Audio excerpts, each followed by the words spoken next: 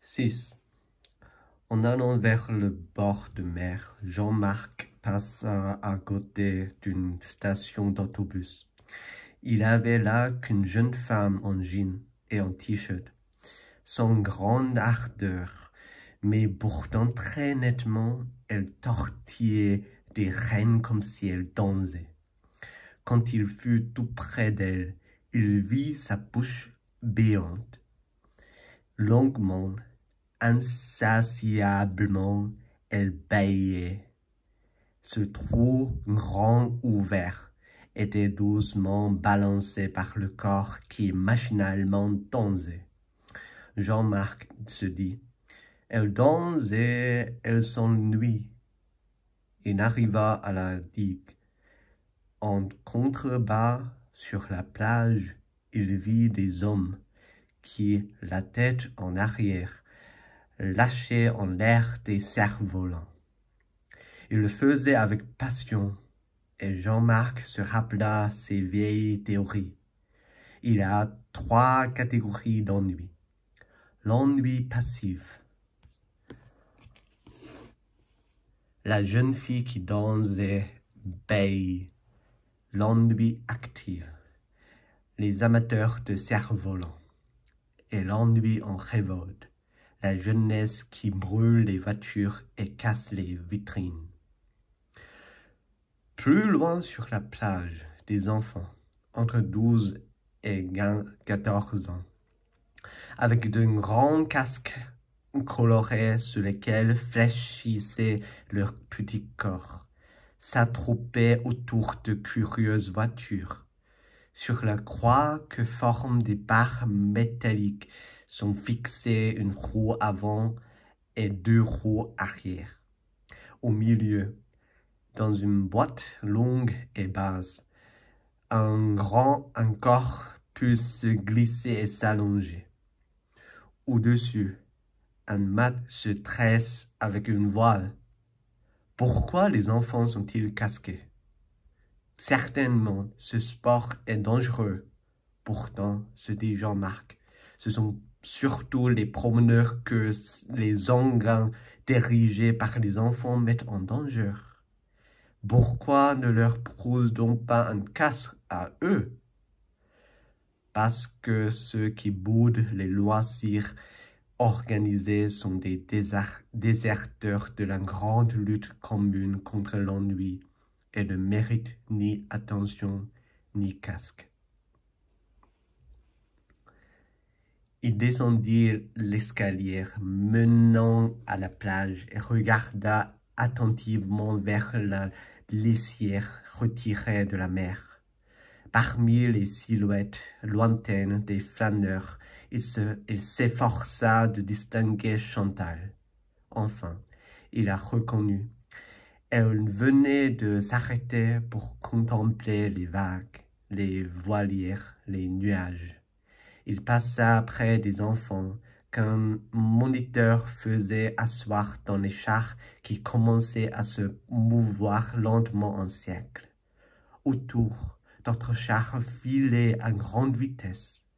Seule la voie maniée par une corde assure la bonne direction de véhicule et permet environ d'éviter les promeneurs.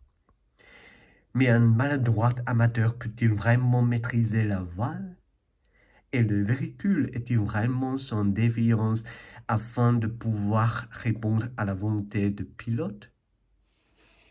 Jean-Marc regardait les chars, et quand il constata que l'un d'eux se dirigeait à la vitesse d'un bolide vers Chantal, son front se crispa.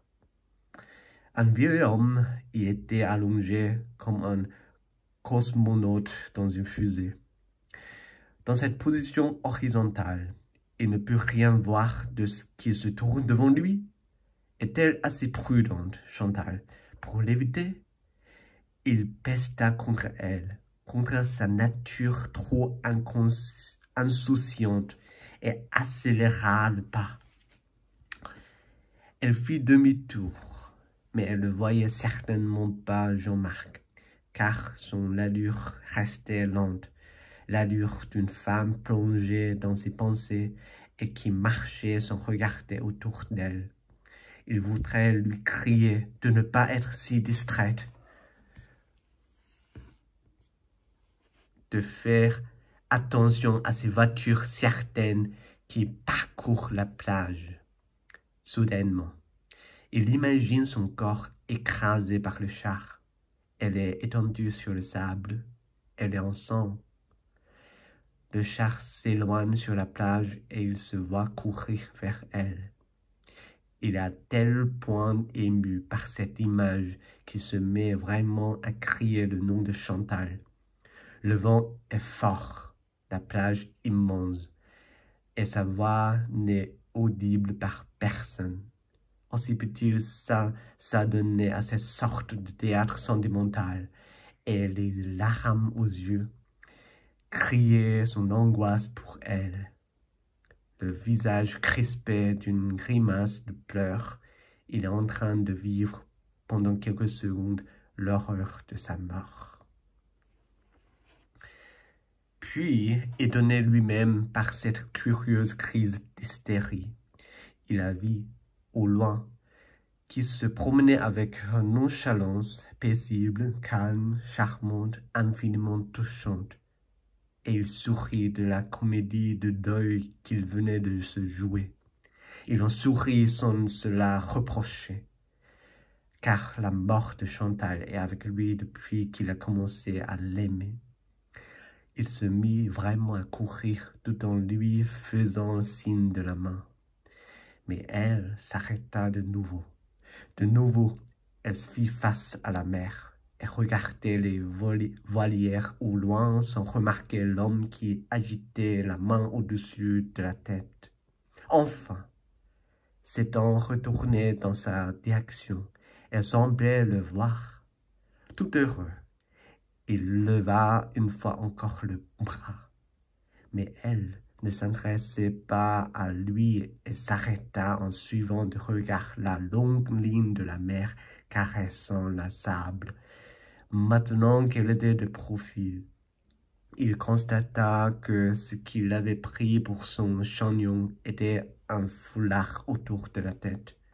Au fur et à mesure qu'il approchait d'un pas soudain beaucoup moins pressé, cette femme qu'il avait cru être Chantal devenait vieille, laide et dérisoirement autre.